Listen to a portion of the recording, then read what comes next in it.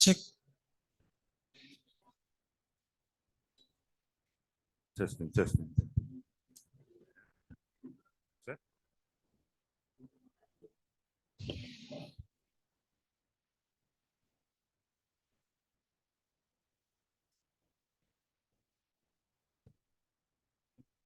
Good afternoon, everyone.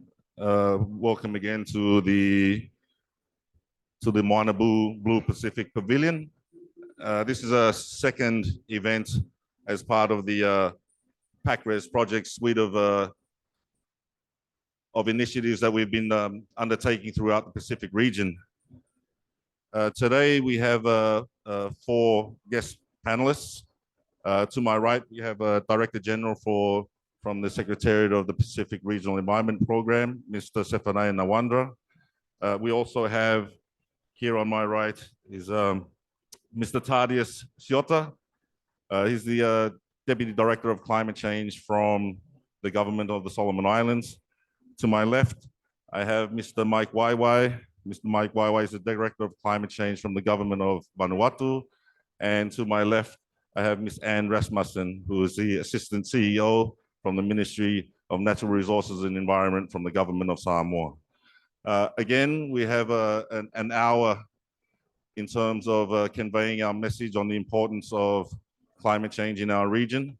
Today's focus is going to be on ecosystem-based adaptation and the experiences in the Pacific region represented by these 3 countries. And at the end of this event, we'll be launching what's called the Pacific Ecosystem-based Adaptation Decision Planning Tool, and which the Director General will deliver some kind words prior to the launch. So without any further ado, I'd like to call up Mr. Mike Waiwai. Oh, you can just present from your seat to present on the experiences in Vanuatu in terms of climate change adaptation through ecosystem-based adaptation initiatives and measures. Malo, Mike, the floor is yours.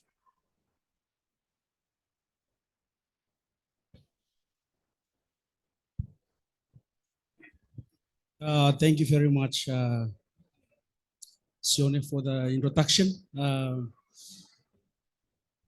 First of all, thank you very much to our partners, PIFS, SPREP, and SPC, and in particular, the European Union. As we have been advised, only 10 minutes to present, I guess. So I'll be going through the slides to present what are some best stories, experience and challenge for Vanuatu. So next slide, please. So in Vanuatu, the PACRES project has started in 2020 until this year. So one of the best practices for the EbA practice implemented in 2020 is to review the Takape River integrated water catchment, and this is one of the main catchment that provides the water in the urban areas, and also look at the necessary expansion for the Takape River catchment plan, and also we planted 13,666 trees in the areas around the river catchment, the riparian area, and also the Port Vila Central Business District greening master plan for Vanuatu, and the Takape River plan rehabilitation, which it creates powers on how to protect the water catchment. Next slide. So these are some of the practices that I have been discussing. It's on the planting of the trees, 13,000 trees, and also the map that you are seeing now is the area of the water catchment that through the EbA we want to protect the river bank. The river to continue to provide the level of the catchment to provide to the town of Port Vila. Next. So the modalities that are best suited to implement these EBA practices, as you can from the slides, is the riparian zone rehabilitation.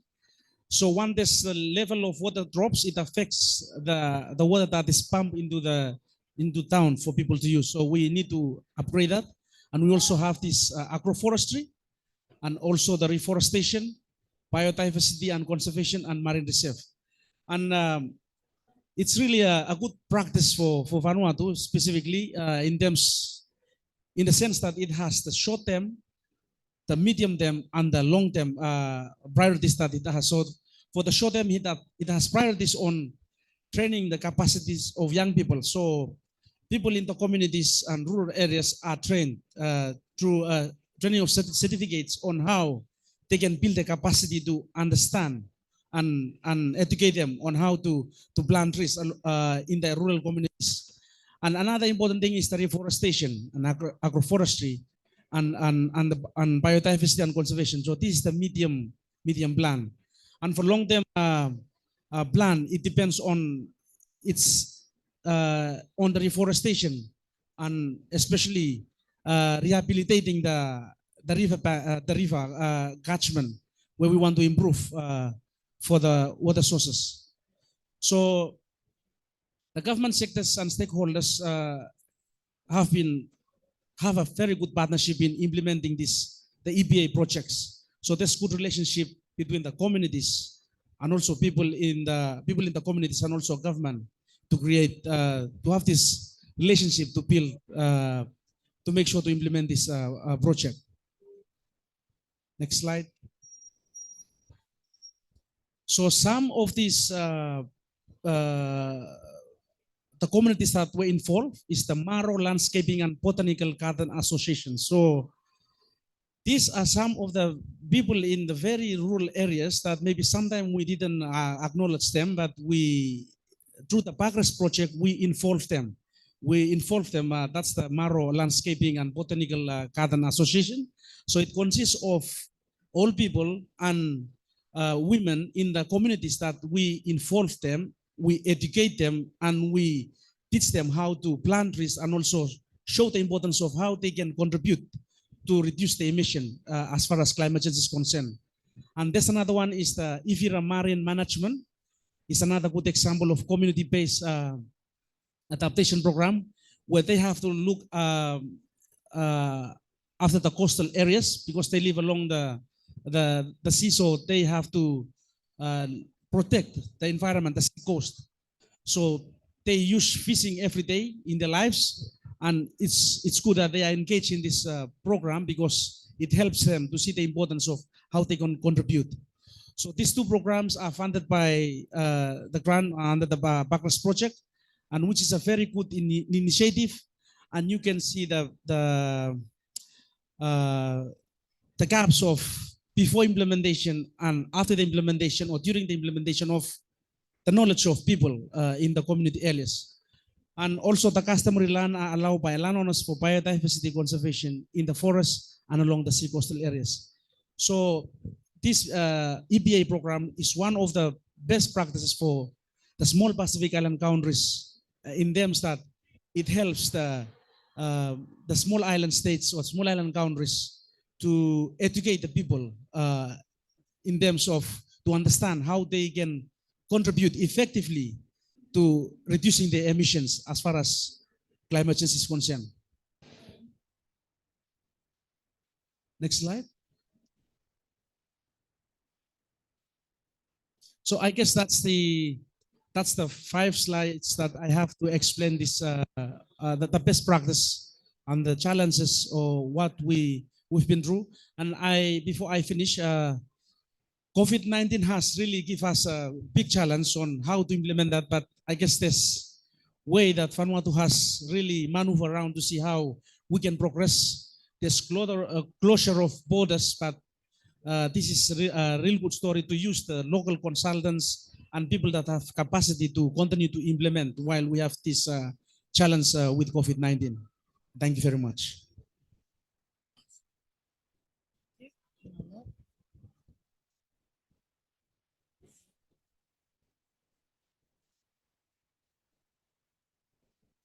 Thank you very much, Mike, for the presentation on the experiences from Vanuatu. It's good to see that the practices that were utilized did involve the youth and looking at making the most of the natural environment in terms of your adaptation implementation plans. Thank you again, Mike. I'd now like to request Mr. Tadia Shelter from the government of Solomon Islands. You could please make his presentation on implementation from the Solomon Islands perspective. Malo. Thank you, Sione. So, next slide. My presentation will be based mainly on what PACRES Project and Solomon Islands has been doing. But firstly, I would like to thank the European Union, as well as Monaco and the Swiss Confederation for the financial support for the PACRES project in Solomon Islands, as well as other countries in the Pacific. So the PACRES project in Solomon Islands mainly mainly implement 6 activities, and the support comes through SPREP, PIFS, SPC, and USP. So I will go through the main 6 activities in brief. So the first one is the Barana Nature and Heritage Park. So from this project, we've expanded the Barana Nature and Heritage Park. You will see from the map, the nature park is in yellow. We have also expanded the nursery and the seedlings, and we are hoping to plant all the seedlings by the end of this month and early December, next month. Most of the maps have already been forwarded to the ministry responsible for lands, as well as the Guadalcanal provincial government. The second activity under PACRES is the master plans for the 2 master plans for the Botanic Garden Landscaping and Architecture Master Plan, as well as the Honiara CBD Greening and Landscaping Master Plan. These 2 master plans has already been done, and we'll be launching them early next month. Another support or another activity under the PACRES project is the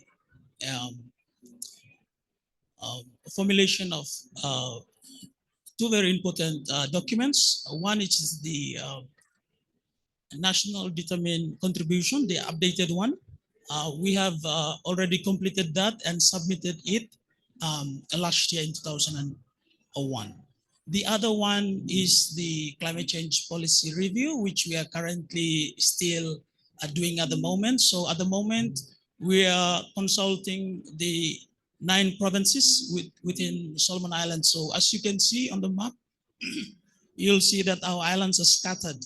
So we have to go to all the provinces to ensure that their voice are heard and what they want in terms of climate change are captured in the national climate change policy. So at the moment, we have already completed 3 provinces and another 6 are yet to be conducted. We are hoping to complete the other 6 by next year.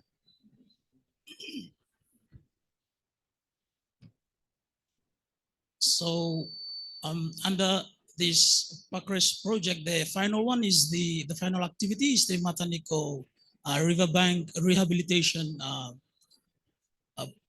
activity. As you can see, the local consultants have engaged community members, as well as university students to help out with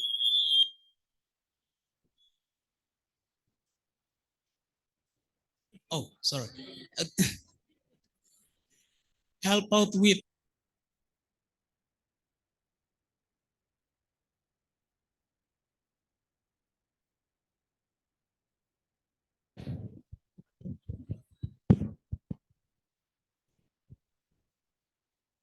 help out with the planting of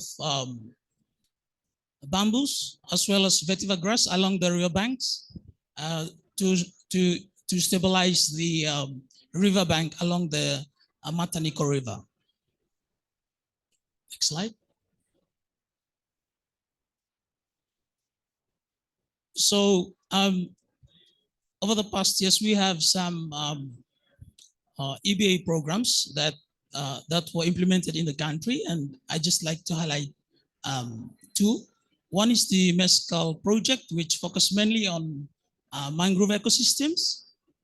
This project was funded by the German government, and also the second one is the PIFS project, focusing on EbA as well, and also climate change adaptation and resource management, and also also focusing at the policy and planning processes.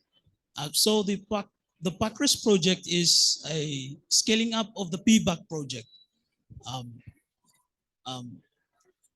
and the PIFS pallet sites in Honiara. Moving on to the challenges, as my colleague from Vanuatu has alluded to earlier, COVID-19 is one of the challenges that we faced, and most of our activities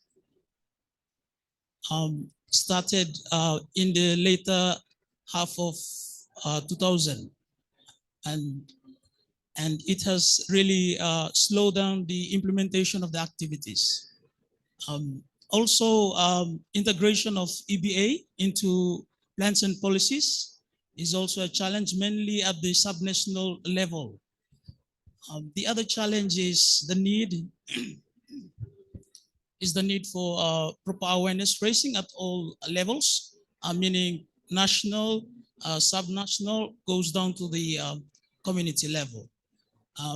Having said this, 85% of Solomon Islanders lives in the rural area and they own the land. So it is important to ensure that they really understand the importance of EbA and the benefits it has on the environment, their natural resources, as well as their livelihoods. Next. In terms of way forward, I think, or I believe, increasing capacity building programs, both formal and informal, for government offices, provincial offices, and community groups is very important. Also, mainstreaming of EbA into national plans, policies, and strategies. And as I've mentioned earlier, EbA awareness needs to reach all levels, from national, subnational to the community level. We believe the best modality for EbA is a whole of ecosystem or integrated approach, meaning ridge to reef approach. What we do on the mountains will affect things at the coast, at the reefs. And also, we need increased support on EbA programs and projects as adaptation measures to climate change and resilient building. Thank you very much. Oh, okay. Thank you very much, Sadius, for your presentation on the Solomon Islands perspective in terms of EbA measures. You could see from the difference between the first two presentations that a difference in terrain does make a big difference in the measures that you wish to employ. And you can see that there's hard measures done in both countries, as well as soft measures in terms of policy instruments and planning that the PACRES project has provided. Thank you very much. Our third speaker is from the government of Samoa. It's Ms. Anne Rasmussen, who will be presenting on the marine environment, ecosystem-based adaptation to climate change project in Samoa. Annie, the floor is yours.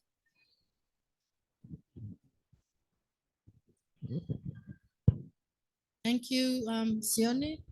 I'd like to acknowledge the presence of our minister and the CEO of Environment, who's here today. Our presentation is the whole PACRES project, which has been able to help the Ministry of Environment in terms of the policy development in some of the works that we've been doing in our climate change policy, in some of the work that we've been doing in the forestry component of the project, which has developed a management plan. But in this presentation, I'll be focusing on the marine ecosystem-based adaptation to climate change, which has been implemented by our Division of Environment and Conservation, and in launching the tool. Next slide, please. Next slide. So in aligning our work that's been given under the PACRES, the PACRES project has very limited funding from the EU in terms of implementation of our adaptation works, just limited funding, and we were able to align it to the pathway for the development of Samoa, and most especially in our community integrated management plans. We have developed 43 district plans, about 317 villages, and 9 districts, and the 9 villages that we are focusing on for the marine ecosystem-based adaptation to climate change is all within the solutions that have been identified under our coastal, under our community integrated management plans. We also it's also aligned to the Samoa Ocean Strategy 2030, and including our sector plans, as and the main overarching one is our national environment sector plans. Next slide, please. So here are the sites for the marine ecosystem-based adaptations for both islands of Upolu and Savaii. As mentioned before, we did pilots in the 9 villages as highlighted, and our marine, our Division of Environment and Conservation have been working hard in rolling out this program in the different villages. So I present today on their behalf, and there will be a video that will be showing more on-the-ground interventions. Next slide, please. So this is just a snapshot of the scope of this work. As I mentioned before, the PACRES project has 3 different components. One for the policy and institutional arrangement, and one for the forestry division, one for the water security division intervention. And this particular component is the marine-based ecosystem adaptation, which is also funded by the Monaco fund.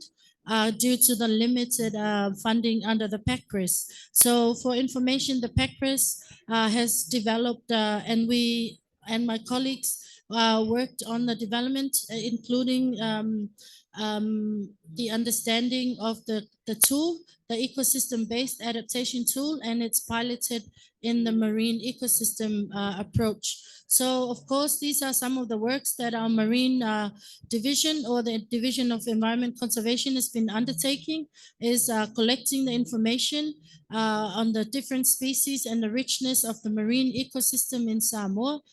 There's a development of the monitoring program for the key marine ecosystems, developing of the rehabilitation programs for restoration purposes, as well as raising community awareness of the different ecosystems such as seagrass management, coral, and mangrove rehabilitation. These are some of the sub-activities of the project. As mentioned earlier, we could only focus on one site under the PACRES, but given extensive funding from the government of Monaco, they was able to scale up this project in 9 other villages, 5 in Savaii and 5 in Upolu. Next slide, please. So here are some of the, I think as the saying goes, that pictures speaks 1,000 words. So here are some of the activities that our Division of Environment Conservation have been undertaking. It's really a Talanoa session with the communities to confirm if these are some of the needs that have been highlighted in the community integrated management plans. Next slide, please. Again, these are our community awareness and capacity building trainings that have been ongoing. You will see in the video that we will play, you will see the underground implementation of this work. These are some of the coral nurseries, fabrication and deployment that our team at the Department of Environment and Conservation have been working hard, including in partnership with the SPREP, in rolling out these programs, in having the communities integrate in their programs, coral planting and also coral nurseries fabrication. You will see in the video, they will demonstrate how they integrate this into the community. And that's some of the pictures from some of our members who've been out in the communities in coral fabrication and in the ecosystem-based adaptation, focusing on the marine component of this project. Some activities have also been undertaken in the mangrove ecosystem component, where there's replanting and planting of the mangroves. As you can see, there's a lot of community integration. Hearing from some of my colleagues here from the Solomon Islands and Vanuatu, there is no success in a project without the buy-in from communities. So yes, we do go out to the communities, the Ministry of Environment, through its different divisions, with the implication of training the communities, but also allowing the communities to take ownership of these programs because of the sustainability. And afterwards, they will be able to replicate these programs because funding is limited, but a building capacity of communities and having them implement mangrove replanting is very important for their ecosystems and also for adaptation measures. These are some of the demonstration sites. That's been another method that has been trialed, I think in Fiji, but also now in Samoa, in areas where mangroves are not resilient when you grow them along the coast. So as you can see in the photos, it's another method of growing them in sacks, and then as some sort of a niche for the mangroves to grow properly, and then it be able to contribute to the restoration of the marine and the coastal community. And of course, there's been a lot of communications and visibility for the project in terms of our ministry through our environment conservation divisions in rolling out this component of our PACRES project. We will give some more time because the video is about 5 minutes or 6 minutes. So I will end here. So these are some of the monitoring. So as you can see in some of the demonstrations you saw on a few slides before, I think these are some of the mangroves that have been growing in this particular methodology. So it's yes, we go out and do our monitoring and reporting, and we do know that the mangroves are growing and are beginning to contribute to the resilience of these communities. Next slide, please. So colleagues, I will end here because the video that our team has put together from the Division of Environment Conservation will speak some more to the implementation process of our marine ecosystem approach. Can you play the video, please? Thank you.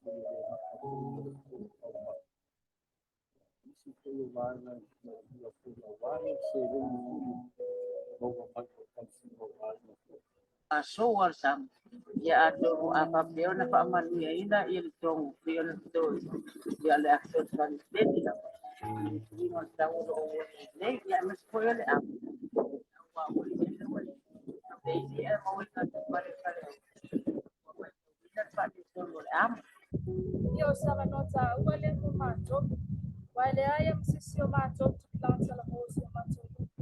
Si la fia le metodia, ya pio le o mai to sai eu desse a o mata formato. Au ai isi metodia boa vale le papica le ole a. Ya io faccio ina le ole so ina formato. Na foi ona fai mo fati ta inga e mato te o pai na ona fati no le so i so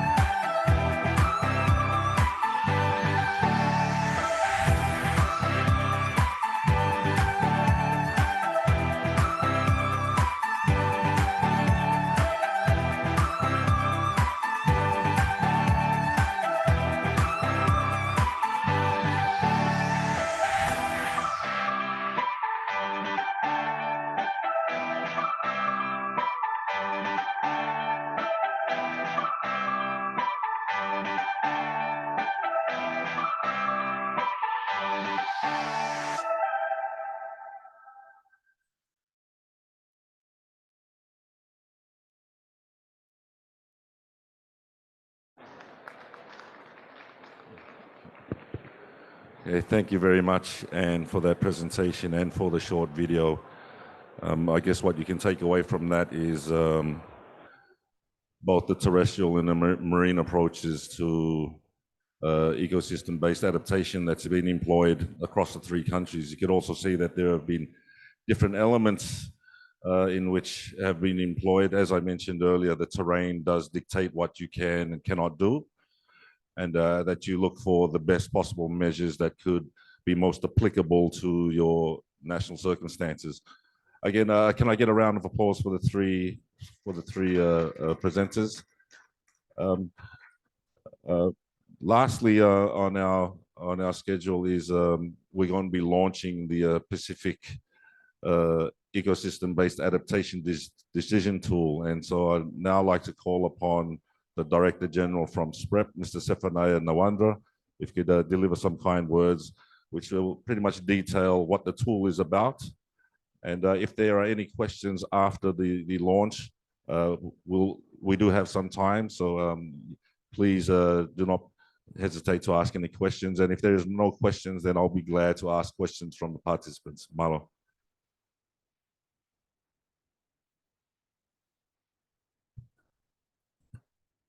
Thank you, Sione, and I thank the three presenters who presented today on the country activities under the project.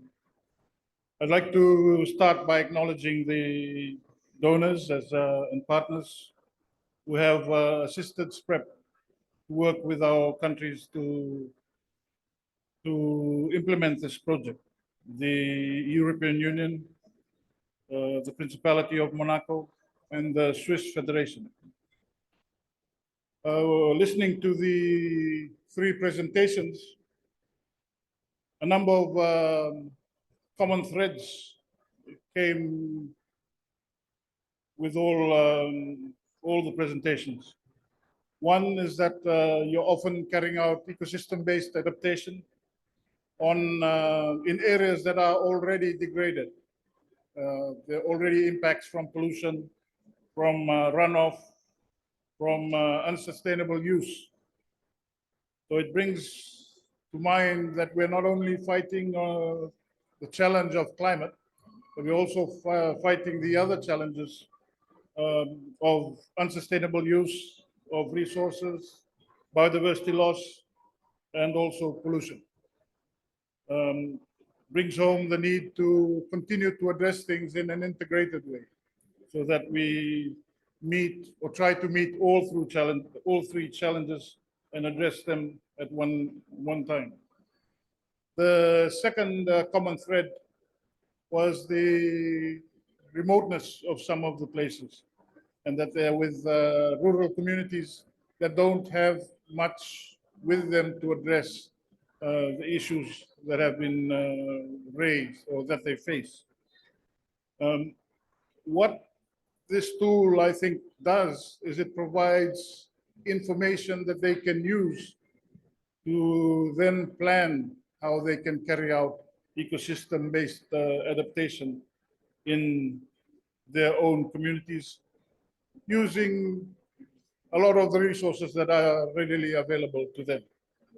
It also allows them to do this in a proactive way and to design it according to not only what they have in hand, but what they are facing.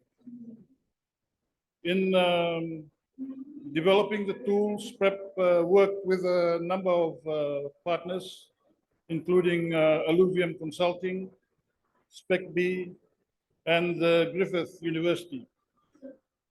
There were three key things that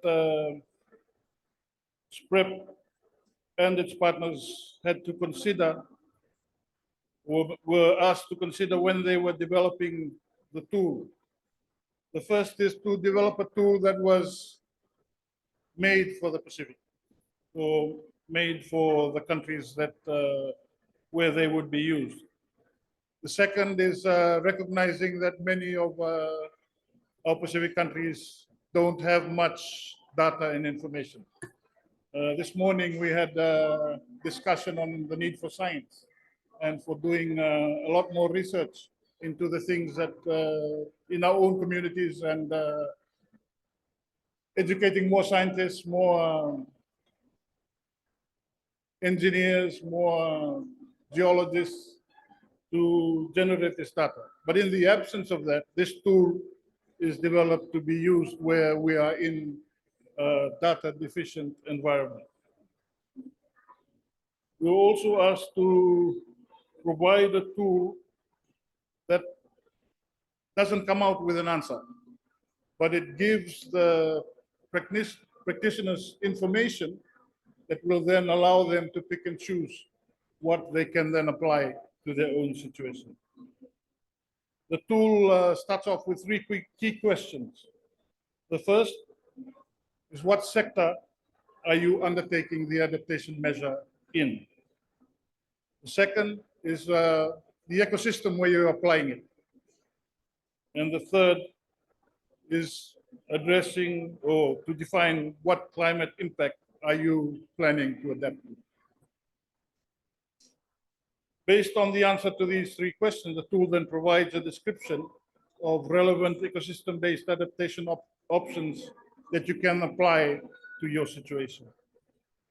For each EBA option, there's a short description along with pros and cons and comparison to conventional approaches. Some indication of costing, and then it also gives you useful resources and links that you can use to gather further information and also case studies from around the Pacific. The tool has built into it flexibility to allow you to apply it across sectors and to carry out this action in an integrated way. The tool was tested with a number of our countries, I guess, including the ones that are here in 2022, and it received quite positive feedback. The users appreciated how the tool provided a range of options and didn't try to answer the question for them. So it gives me great pleasure to launch the tool here along with our panelists, and I hope that it will be widely used not only by the three countries that are here, but all of our countries and territories in the Pacific. Thank you.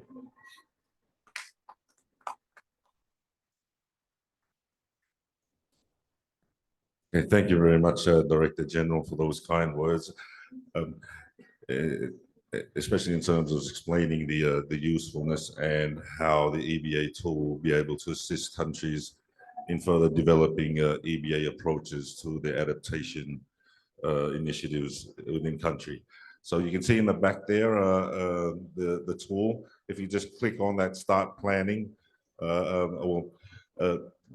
now that it's online and you're able to access it, you click on that start planning, and then you'll be able to go through a whole suite of measures that you can apply to your EBA methodologies and measures within country. Any burning questions? We have 5 minutes left. Are there any questions from the floor? The floor is now open.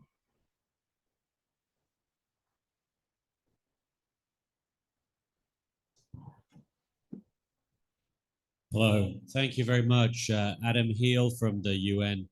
Thanks to the panelists for giving some great examples of really interesting projects. And one of the things that came across from all the projects is the importance of getting the community involved right from the beginning.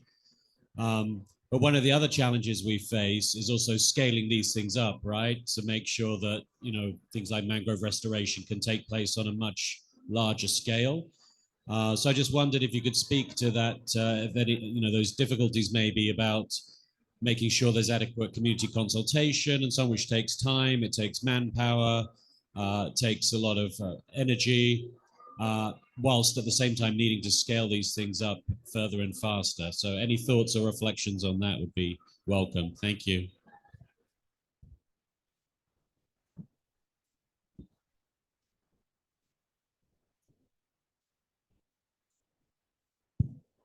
Okay, maybe I'll start off. I believe that's a very important question, especially what we have experienced in this project. For Vanuatu, this project was done in the urban areas. I mean, in one of the areas in Port Vila town, and I was just, I mean, while we were implementing the project, I was thinking if it was to be implemented in one of the rural areas, how would the approach be? Because of, you know, in the Pacific, there's a lot of these land issues. But generally, for Vanuatu, there's really good cooperation because the approach was really good in terms of taking the community to the ministry and, you know, training them. You train them and learn them how, you know, to plant the seedlings and to how they can contribute to reduce the effects of climate change. So in that way they know. And like just to mention, the capacity building of this project is very important. And this one thing, because we are implementing the project should be replicated in the rural areas, and we need the capacity building for that communities to have that idea, and also to know how they can contribute in reducing the impacts of climate change. So maybe just that from my one comment. Thank you. Thank you very much, Michael. We have 2 minutes left. I'll just ask Tadis if he has anything further to add. Thank you. I think in terms of ensuring that things doesn't just stop when the project ends. So I think that from experience, the most important thing to do first is ensuring that the community are aware of the importance of the EbA projects that you are going to implement. By ensuring that you will make them get more interest. Yeah, once you leave, they can do it on their own, whether there is no support to support. Having those skills and understanding the importance of the EbA project that you are implementing will ensure its continuity and sustainability. Thank you. Thank you very much, Tadius. I think we'll leave it there. And but can I ask for one more round of applause for our panelists? And just to let everyone know that the event has been live streamed, and so the coverage of this is going to our colleagues from similar SIDS regions in the Caribbean, the Indian Ocean, as well as all the countries in the Pacific. So thank you very much for attending, and we hope that everyone utilizes the EbA tool in future. Malo abito.